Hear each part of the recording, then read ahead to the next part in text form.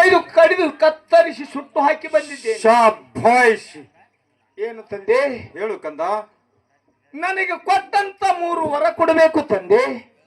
ಕೇಳು ಪರಶುರಾಮ, 3ಕ್ಕೆ 10 ವರಗಳನ್ನು ಕೊಡುವಲ್ಲಿ. ಏನು ತಂದೆ? ಹೇಳು ಕಂದ. ನನ್ನ ಸತ್ತು ಹೋದ 3 ಮಂದಿ ಅಣ್ಣ ತಮ್ಮಂದಿರನ್ನು ಎಬ್ಬಿಸಬೇಕು ತಂದೆ. ಅವರವರನ್ನು ಎಬ್ಬಿಸಿದ್ದನು ಕರೆದುಕೊಂಡು ಹೋಗು. ನಿಮ್ಮ ಊರಿಗಣ್ಣಿನ ನೇತ್ರವನ್ನು ನನಗೆ ಕೊಡಬೇಕು ತಂದೆ. ಅದನ್ನಾದರೂ ಬಿಟ್ಟು ಕೊಡ್ತೀನೋ, ತೆಗೆದುಕೊಂಡು ಹೋಗು. ನನ್ನ ಹಡಿದ ತಾಯಿಯನ್ನು ಜೀವಂತ ಮಾಡಬೇಕು ತಂದೆ. ಇಲ್ಲ ಇಲ್ಲ. ಯಾಕೆ?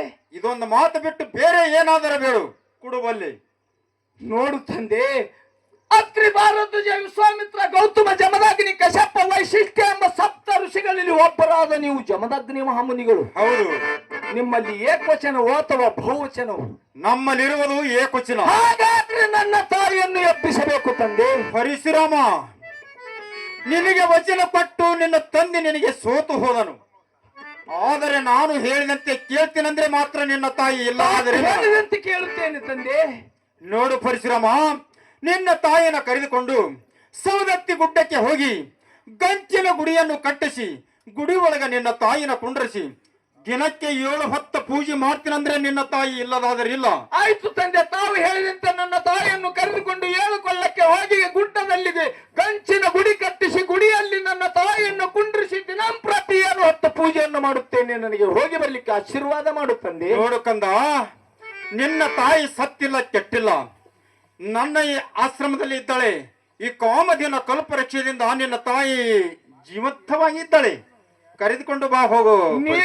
ನೀವು ನಮ್ಮ ಸಂಗಡ ಬರಬೇಕು ತಂದೆ. ನಾನು ಆಮೇಲೆ ಬರುತ್ತೀನೋ, ನೀನು ಮುಂದೆ ಹೋಗಬೇಕು. ನನಗೆ ಆಶೀರ್ವಾದ ಮಾಡಬೇಕು.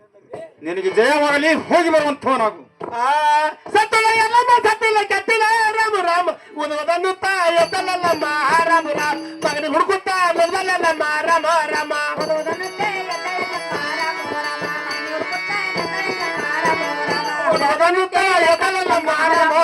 ಮಗನ ಹುಡುಕುತ್ತಾ ಮೊದಲಲ್ಲಮ್ಮ ರಾಮ ರಾಮ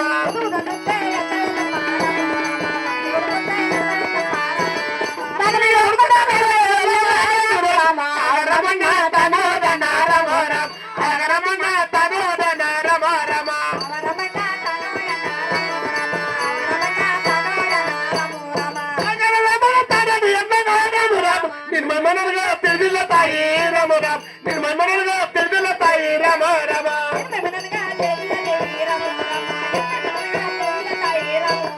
ನಿನ್ನ ಮನೆಗೆ ತಿಳಿದಿಲ್ಲ ತಾಯಿ ರಾಮ ರಾಮ ನಿನ್ನ ಮನೆಗೆ ತಿಳಿದಿಲ್ಲ ದೇವಿ ರಾಮ ರಾಮ